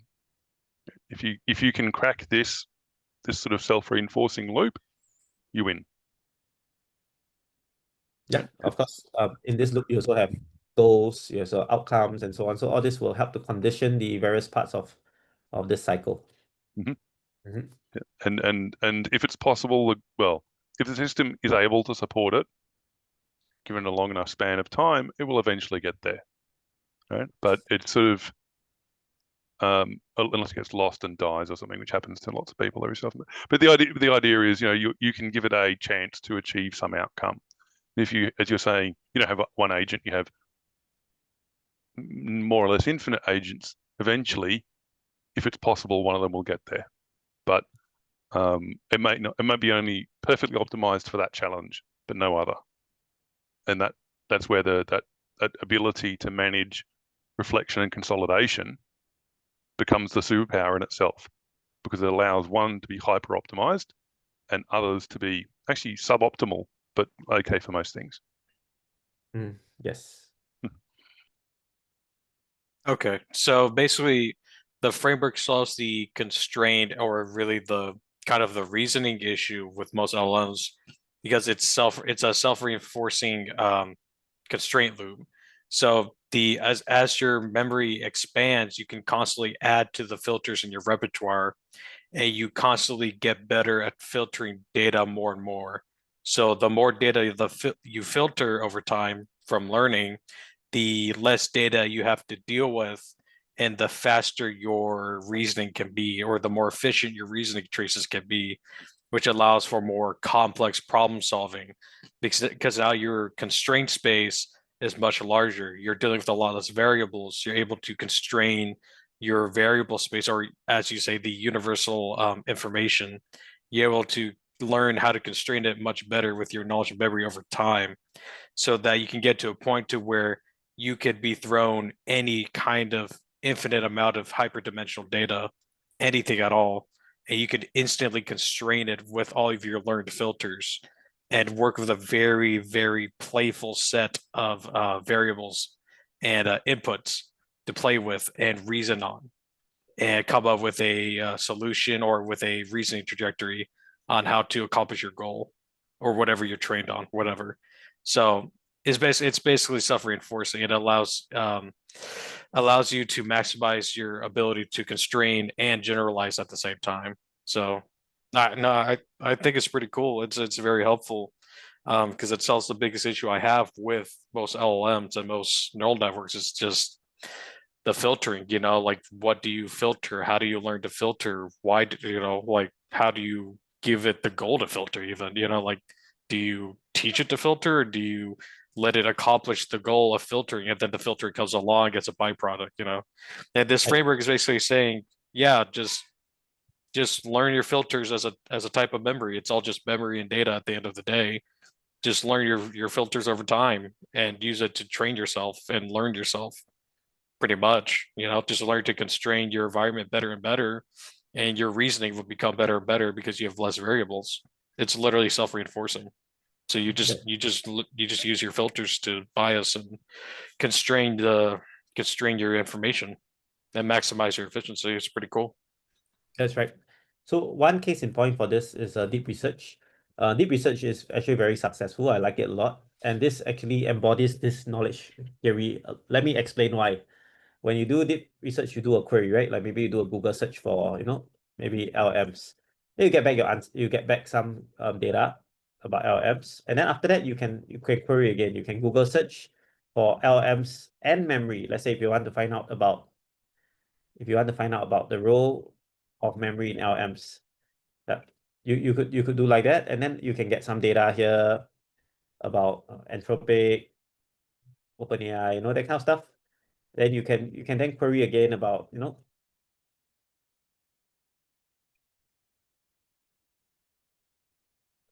can query about very, very specific stuff. And you see, as you gain more and more information about the world, like in this case through Google search, you can get more and more specific queries. And because when you do a Google search, you only get like maybe 10 sources, I mean, depends on how many sources you want to get, but maybe the first 10 are the most relevant. You see, the more specific your query, the better the chance of getting what you need. And so with this iterative query, you get some data, you get back the information, you query again, you get back the information. Can you see that this is like expanding your filter space? Okay? Because initially you don't know about Anthropic and OpenAI, you only knew it from later on. You can use this information to query. Can you see you have learned new filters? You query a new, very specific stuff. Okay, just like initially, you just Google for LMs, maybe not enough. You type LMs and memory, you learn from the environment about what to get, what not to get. And this is to me why deep research is so successful, because we are using the filters to filter the experience, to get the experience that you need in a highly biased and useful way, according to your goal. And here the goal is here. The goal is to write a report on role of memory in LM. So can you see this universal filter thing embodies itself well in deep research? Right. In fact, I think this is a very good example to illustrate this full cycle here. Right. All good with this?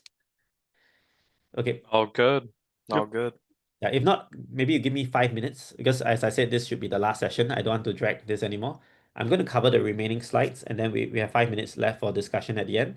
Okay, if you're okay to stay another 10 minutes, I'll do this. Okay, so next is how can we learn like a latent space for filters, like language. How can we learn the language?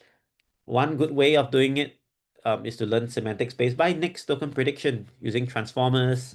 Like you want to predict stuff like the cat sat on the mat. So like if you use enough of this, like the mat is dirty today or so. So like if you have stuff like this, you eventually will understand the meaning of the word mat, because like it's used in different contexts, and like based on the different words ahead, you can get the semantic similarity of what's next. You have another thing like like I have a floor mat, that kind of thing. Yeah, so that is stuff like this, right? So this is how we can learn the semantic space. And the very interesting thing is new tokens can be learned if existing tokens cannot describe the current state observed. So how is this new token learned? So basically, we have certain tokens that are predicted, and maybe if let's say your prediction accuracy is very low, you might want to come up with new token. So I have no idea how this mechanism would work, but let's say if you have certain next token predictions and the token probability is like not very high. Okay, maybe not prediction accuracy, like maybe you have no clear winner, no clear winning token. Maybe you might want to take the entire word itself and put it as a new token rather than doing subwords, for example. So you can learn an entirely new word. Like for example, if let's say there's a word called mistakenly, instead of making mistake and n and ly, this might be very, very different. Oops. Okay, I cannot go back. Oh no. Okay, I have to restart the PowerPoint. Give me a while.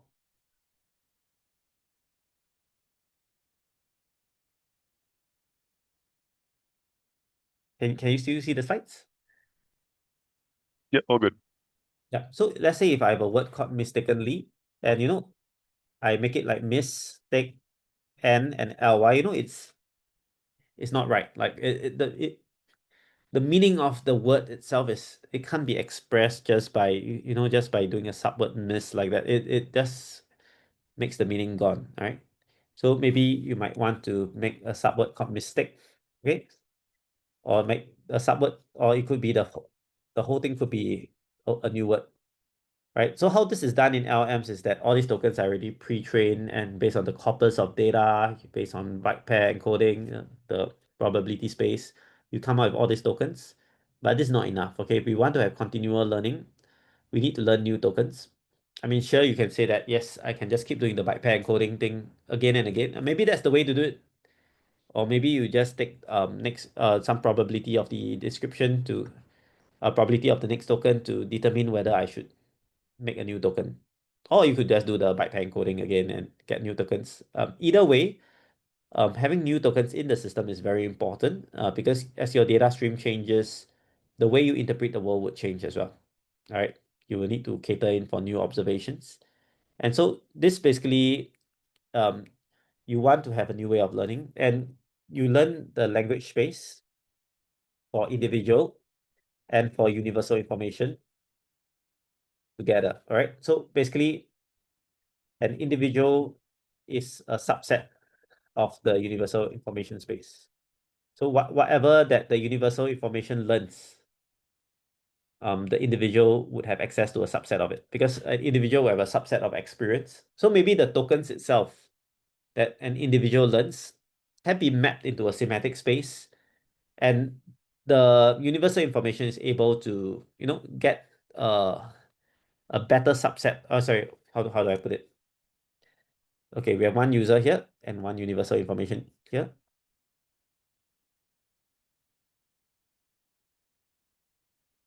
So yes, we have one user and one universal information, and both of them can learn different tokens.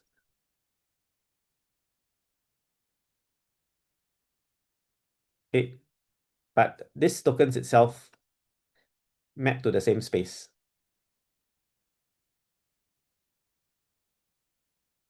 So you can use your own tokens to query universal information, but essentially you will go to some semantic space, okay, and then get converted to the tokens needed to query universal information. So it's like individual versus group. You might have different ways of learning because individual has their own experiences. Universal information can take in all the experiences and form a consolidated database, right? Of course, this is if you want to query universal information. If you are just querying your own memory, your own memory uses the same tokens as the individual. So you can just query it with the same token. So this is the same semantic space, no problem. But if you are querying universal information, it needs to be mapped into a joint embedding space here, of which you need to interpret the tokens accordingly. So to me, how the tokens are learned from the user and how the tokens are learned in universal information, they learn the same way. Okay, this takes in universal information, takes in all the data stream from everyone, whether or not filters are applied or not, doesn't matter. It takes in all the information stream from everyone. The user takes in only the filtered data stream. So it's highly biased. Okay, so over here, this is a way of learning the filters. Okay. I mean, I haven't really thought too much on how this mechanism works, but the main thing is you need to have a way to learn the tokens on an on-the-go basis, okay, in order for adaptive learning. All right, knowledge sharing. So, knowledge sharing, one thing is like we can use language like how I'm using now. But using language, you need to factor in cultural norms, societal norms. That's why we have the language of science. Okay, we try to be as unbiased as possible, use experimental evaluations, use numbers that are likely to be not interpreted wrongly. Okay, if you use stuff like, it was grades. Like grade might mean like awesome in one, like 10 upon 10 in one culture, great might mean 2/10 in one culture. Maybe the culture is like, this was horrible means this is very good. Like Simon Cowell likes to say, this is horribly good, that kind of stuff. Like one culture might be interpreting it in one way, one culture might be interpreting it another way. So when we do knowledge sharing using language, for example, we need to be very cognizant of all this, because you might interpret things differently. Okay, but there's a new kind of knowledge sharing, and this is in the non-physical realm. This was inspired by telepathy. So indirect ways of knowledge sharing is that you have your own bias. Okay, the sender has his own bias. The sender sends it was great, and that you have this system that takes in it was great and converts it to it was 10/10, because that is how that individual views it. Okay, how this system conversion is done, I'm not too sure. Okay, that's for people to find out. But I know that this conversion must be possible, because universal information is having knowledge of everything, including people's filters and memories. So it's able to interpret the sender's memories into a universal space that is unbiased. And then when it's given to the receiver here, it will based on your bias. Like, for example, if this culture says like it is horrible, right? So it was horrible. So like, but it essentially it was 10/10. This message is still the same. It's just that this receiver has a filter that says horrible is 10/10. And this is how, if you can use stuff like telepathy, the meaning of what you say will not be lost. All right, the expression here might be different, but the meaning is the same. And this is the highest form of communication, because it transcends societal norms, transcends individual biases, and so on. Everyone will interpret the information in a way that is meant for them to interpret. Yeah. So like, the same set of the same observation, two people might see it differently. Like one person might think of eating lunch as this is just for self-sustenance, nothing interesting. Another person might interpret eating lunch as this is the way, this is the reason why I live. I live to eat because eating is so nice. So two different people might have different ways of viewing things. Both are right, because the same kind of universal information can be interpreted in two different ways, or in as many different ways as there are beliefs and filters. Yeah, who's to say who's right, right? So if we have the way to do this kind of telepathic means of communication, sharing knowledge between agents will be better. Okay, right now the means of AI agents communication is this one, direct communication with text. But as you know, the same text you put to two different LLMs, they might get different interpretations depending on their training corpus. So if you have a way to unify them using universal information, you can get LM to LM, different kinds of LM communication in an unbiased manner. Okay, how this is done, it's not invented yet, but it'll be very, very important to invent this, because if you can do this indirect ways of meaning sharing rather than just the word sharing, this will help with multi-agent systems with various LM providers, and not just LMs, other modalities as well, images, audio, they call it multimodal language models now, or other kinds of multimodal processing, not just language models. You can get this kind of knowledge sharing once you can express everything in universal space. Okay, so this is still hypothetical, but I know it's possible. Okay, because information is information, right? How you filter it to your own biases, as long as you have as long as you have the information about your biases, your filters, your previous experiences, your token space, you could essentially do some matching in semantic space to make sure that whatever you interpret with your own filters can get matched to an unbiased state here, like it was 10/10. It can get matched to that kind of state if you have all the knowledge and universal information. So this is like I believe when you do telepathic stuff, the kind of interpretations the end user will get will be based on their own filters. But that does that mean that the knowledge is lost? It's not lost. It's just the way that the individual receives it, right? It might be different from the sender's way of sending it. Like maybe the sender sends an image, receiver receives in terms of body sensations. That's totally possible. Yeah. So This is something that is depending on how the filters are set up. And this has very, very big implications for AI knowledge sharing, because I think sharing knowledge just by text alone is not enough. Okay, there's a lot of nuances that I miss out. Okay, I see some text. Let me see. Richard, you said a flashback to my communications course in the 90s. Indeed. So if you have a look, so this is the encoding decoding model of communication, right? Yes. Right. So explicitly not, so. not this one. This one. Oh, either, both, in fact. And because they both share this idea of communication in a I've forgotten the right word for it now, but in its most fundamental parts, right? And so it talks about there is a sender, there is a receiver. The sender encodes for some medium, and then the receiver decodes from some medium and then reflects it in for themselves, right? So whatever, I've stripped down a bit, pretty made a mess of it, but you get the idea, right? Whereas Yes. then the contrast is a cultural communication that never understood nearly as well, which takes this idea, instead of this bottom-up view of encoding, decoding, takes a top-down view of questions more like, why are we in the same space? When we're in the same space, what are we trying to achieve? And so it has a very, very different idea, and that really needs some work to have a look at it. But because the encoding decoding model sort of led to a lot of modern IT, right? And it works really well, and that's how it came off the back of design of telephone systems. And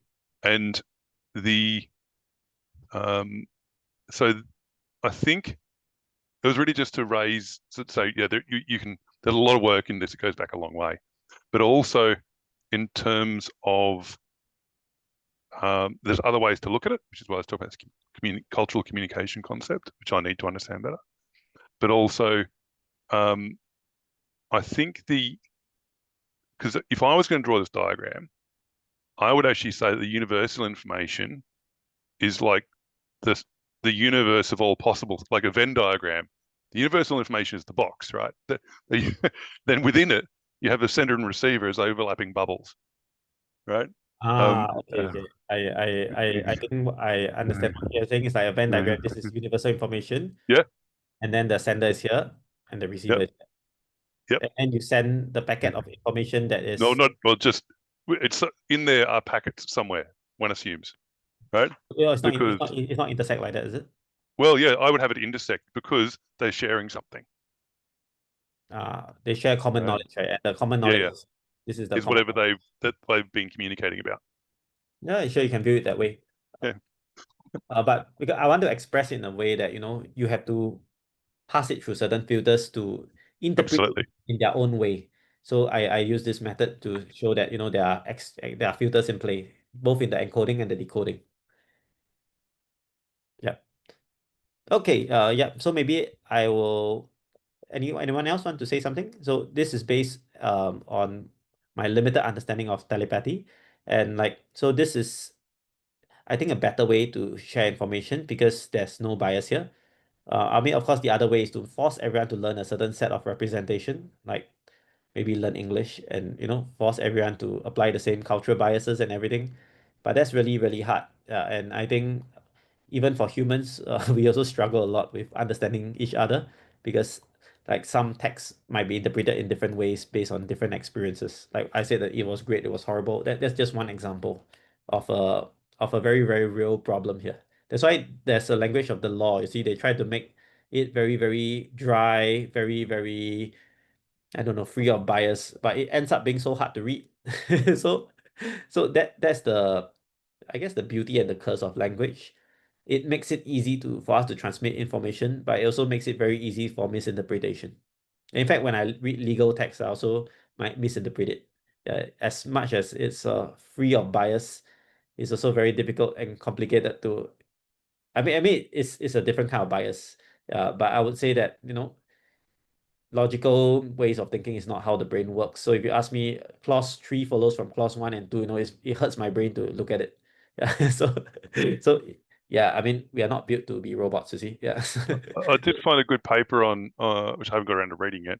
So it was like, not paper, it's someone's article on using agentic RAG to break down corporate contracts because of that reason. Like they're not designed to be readable. They're designed to be, they're a form of programming language It's a functionally, right? programming language. Yes, it Yeah. is a programming language. And so visualization and other tools are really helpful, like they are for many complex IT problems. That's right. Okay, so I think I will just want to leave it as that. All these are still in theory right now, because to implement universal information requires a fundamental shift in how we design LLMs. We need to design a universal space as well. In fact, universal information might be the LLM semantic space. Okay, and then because LLMs contain the whole training corpus, Mm. and this individual here will be the individual semantic space. That means you train an LLM for smaller subset Mhm. based on individual experience. So it could be very well everything is LLMs. It's just that your individual is a small LLM. Universal information is everyone's data coming into one LLM, like what you have now for ChatGPT, Claude, OpenAI. You have universal information based LLM, but that is not really representative of like an individual. Like individual will have its own individual special sensations and meanings, which may not be captured very well here. Yeah. So I don't know. I'm still thinking about this. It could be very well that you can use this space to just filter and get the individual. Yeah, that's entirely possible also. Or it might be you need to train yourself. Yeah. So still thinking about this. Yeah. Okay, I'm gonna move on to probably the last slide before we end for today. So yeah, this will be the subsequent stuff. Like I will talk about how intents drive actions, because I believe the same intent can power multiple different things. Like you might think that, okay, consciousness drives the human body, right? If I take this same consciousness and put them into an animal like a pig, a bird, you'll be surprised. Maybe the same kind of intention can already power the flapping of the wings just by saying I want to fly higher. The body will follow the intent. So maybe we can have a universal intent. So this will be a subsequent lecture, subsequent discussion called universal intent. So like just based on one intent, you can power multiple different robot bodies maybe. Yeah, that'll be quite interesting. I have some idea about this. How these actions are at different levels: conscious level, which is the intent level, and bodily response. Like the body can breathe, the body can metabolize, can digest food automatically without much conscious intent. And there are two levels of actions ongoing at every point of time. So this will be quite useful for agentic AI systems as well, because we don't need to have everything by AI actions. We can have automatic responses already pre-built inside the pipeline. So I'll talk more about this next time. How we can use actions to learn the latent space, and how we can use emotions to do learning, like how do we do emotion-based learning and so on. So all these are stuff that we'll talk about next time. I have some idea about this. Okay, so all right, so actually there's some discussion right now, but due to the lack of time, I'm just gonna give like my take on this. Then I see whether you have anything else to add. So let's talk about this like for 5 minutes or so. So is it better to use universal information to process data or go by separate systems in each modality? Of course, my answer is universal information, because you know you can get better transfer across modalities. Right now, you see like Gemini uses multimodal tokens.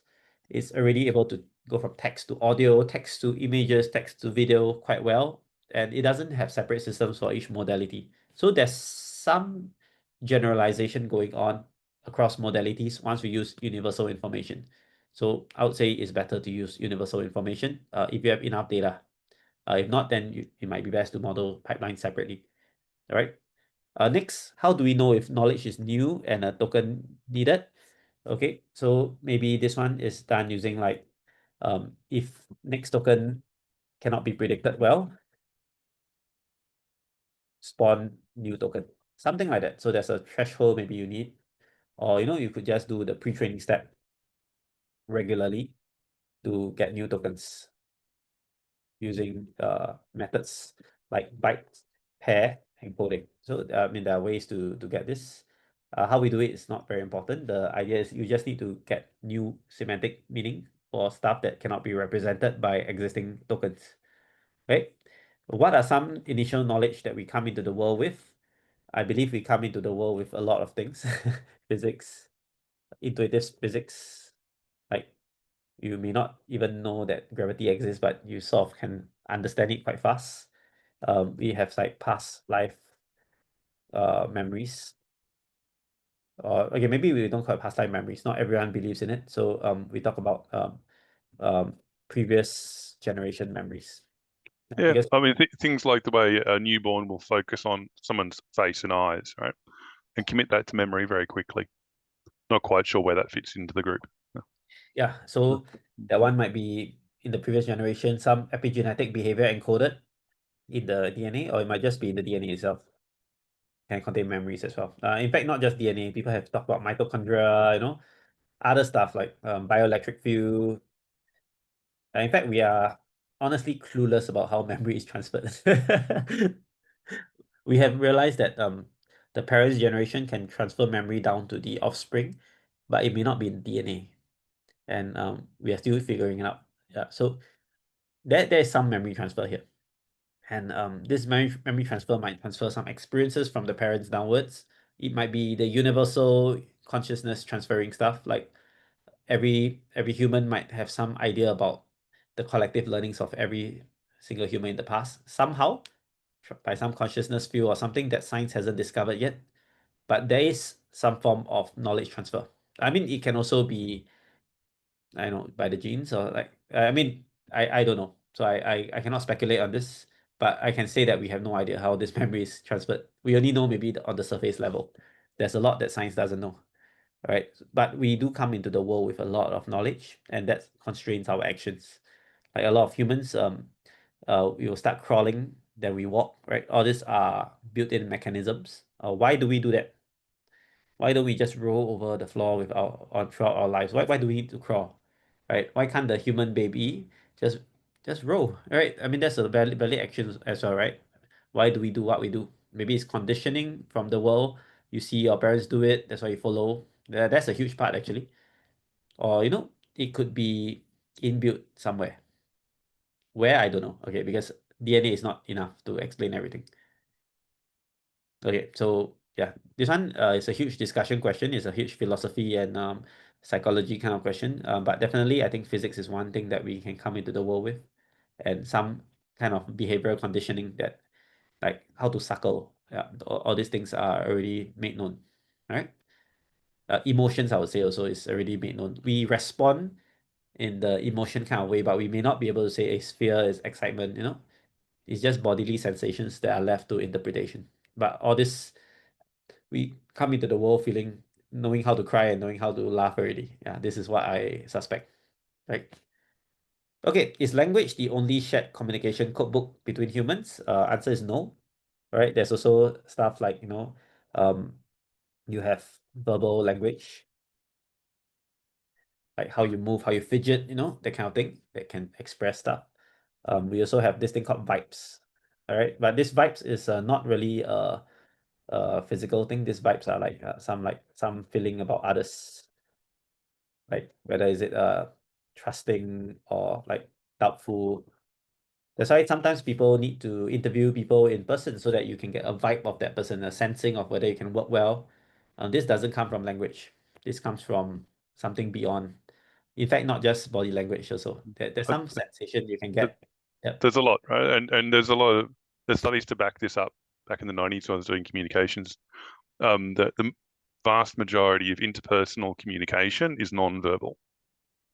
Yes. So, right, and even comes you would include in that things like pausing in a conversation. Like when do you pause and how? It's not verbal, but it changes the nature of the communication. Mm. What volume do you speak at when you choose to speak? Intonation and so on. So strictly verbal is just the words. Like if you wrote it down, it would look like that. But things like smell and appearance and whatnot, all of the semiotics of your relationship are all part of it. And so even in the way that people communicate, fundamentally, words are a small percentage. That's right. I That's mean, right. so and the younger someone is when they don't know language, they're still actually surprised. As you're a newborn, you'll know they're surprisingly efficient at communicating. Often, I am unhappy. You know? Yeah, in fact, a newborn can kind of sense whether a stranger is like a pleasant one or not. Yeah, Because yeah. let's say someone is pleasant, the newborn might be more open to being carried by them. Hmm. But if someone has a like very negative vibe, they will start crying. Oh, yeah. Yeah, that is not explainable by body language or by words. It's something else. Well, it's not certainly not words. That's the easy one, right? Something's going on. Right. I mean, Yeah. science, I would say, doesn't have the answer because if it's the consciousness field, like consciousness and like if let's say there's some form of telepathy going on, then that is unexplainable by science because science doesn't believe in this kind of thing. Yeah. But I can tell you that people have done telepathy, even with animals, and it's quite successful for those who know how to do it. So there's something there, and language is not the only way we communicate. As I showed in the earlier slide, there's also the indirect way, like telepathy and so on. So I do think that this is something that we we may not need to look into it that much, but if we want to have AI systems that can understand one another, then this might be needed. Either that or we invent a language that is totally free of bias and the AI can communicate, but that's impossible. So, this is just some food for thought. Of course, like a lot of AI systems are already quite useful just by doing this, right? Like we can do this, this will like change the game totally. All right. So last question, at what levels do knowledge ecosystems exist? I would say everywhere, at every level. At every level, there's a transfer of knowledge, be it at the cellular level, individual level, you have your own memory bank. Society, we have a shared knowledge. We write down texts. We have shared social sentiments to national events, to societal events. National level, we have, and a global level amongst all humans, we also have some form of what is right, what's wrong. You know, these are kind of knowledge ecosystems that exist everywhere. And basically, yeah, this applies for everything, not just knowledge.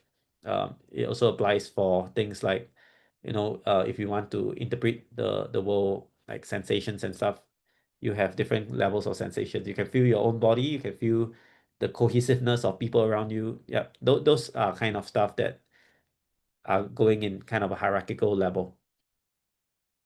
Okay, yeah, so anything to add on before we end today's session? Okay, yeah, thanks for sticking around. So yeah, just quick acknowledgement to people who have inspired me in this theory. So the main thing is Dr. Seng Beng Ho, who basically showed me that through near death, I mean, through some research on near death experiences, that we could have learning and memory outside of the brain, which led me to all this filter theory to talk about filtering the senses. But this filter theory also applies to purely the physical world as well. So I read quite a number of books in this, and yeah, basically this is something that I'm quite keen to find out more because I believe that the way science has structured learning is very brain focused, and just by using the brain as our main source of learning might be very myopic.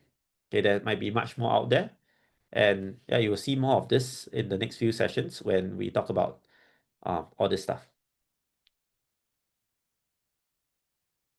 Yes, Richard, you want to talk something? No, just say thanks. Okay. Yeah, if not, I'll end the session now. Thanks for sticking around. And yeah, see you all again next week. Okay. Bye.